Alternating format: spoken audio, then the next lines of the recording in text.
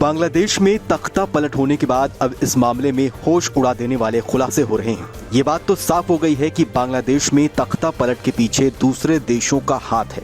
शेख हसीना को अपनी जान बचाकर अपने ही देश से जाना पड़ा। इस वीडियो में हम आपको बताएंगे कि बांग्लादेश में माहौल खराब करने और तख्ता पलट जैसी साजिश के पीछे कहीं न कहीं निशाना भारत पर भी था। बांग्लादेश में तख्ता पलट के बाद अब शेख हसीना का वो बयान भी चर्चा में है जो उन्होंने अब से 2 महीने पहले दिया था। मई में शेख हसीना ने दावा किया था कि एक देश ने उन्हें प्रस्ताव दिया था कि अगर वो बांग्लादेश के इलाके में एयरबेस बनाने की अनुमति देती हैं तो उन्हें बिना किसी परेशानी के दोबारा चुनाव जीतने दिया जाएगा। हालांकि ऑफर उन्हें किस देश ने दिया था उस देश का नाम शेख हसीना ने नहीं बताया, लेकिन उनके इस बयान से साफ हो गया था कि शेख हसीना को अमेरिका की तरफ से ये ऑफर दिया गया था।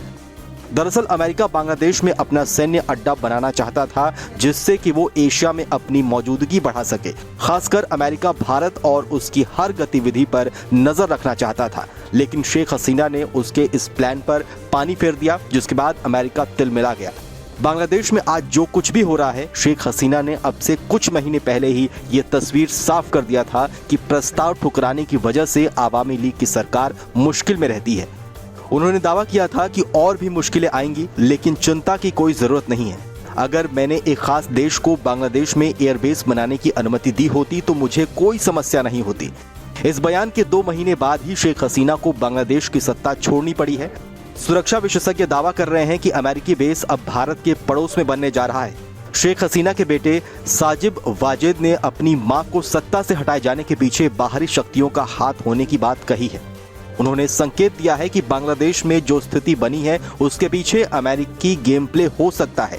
आज तक से बातचीत करते हुए साजिब वाजिद ने कहा कि मैं ये तो नहीं बता सकता कि किस देश ने ये सब कुछ किया है, लेकिन हमारा संदेह है कि इसके पीछे पाकिस्तान या फिर अमेरिका हो सकता है। पाकिस्तान तो ऐसा करेगा ही क्योंकि वो नहीं चाहता कि बांग्लादेश में मजबूत सरकार बने। वो पूरब की तरफ से भारत को परेशान करना चाहता है। अमेरिका की बात करते हुए शेख हसीना के बेटे ने आगे कहा कि अमेरिका मजबूत सरकार नहीं चाहता है, वो बांग्लादेश में कमजोर सरकार चाहता है। वो एक ऐसी सरकार चाहता है जिसे वो नियंत्रित कर सके और शेख हसीना को वो नियंत्रित नहीं कर पाए। बांग्लादेश में आज जो हालात बने हैं उसकी शुरुआत भले ही सरकारी नौकरियों में स्वतंत्रता संग्राम के परिजनों को आरक्षण दिए जाने को लेकर हुई हो, लेकिन आज आंदोलन ने जो विकराल रूप लिया है उसे देखते हुए कई जाने माने विश्लेषक ये भी कह रहे हैं कि इसके पीछे कोई बाहरी शक्ति है। बांग्लादेश में तख्ता पलट के बाद अब वहां की सेना ने बांग्लादेश में अंतरिम सरकार बनाने का ऐलान कर दिया है। खास बात यह भी है कि अमेरिका ने बांग्लादेश में बनी परिस्थितियों पर चिंता जाहिर करने के बजाय अंतरिम सरकार बनाने के सेना के फैसले का स्वागत किया है, जिससे ये बात भी साफ है कि बांग्लादेश में जो हुआ उसके जरिए कहीं न कहीं भारत को भी नुकसान पहुंचाने की साजिश थी।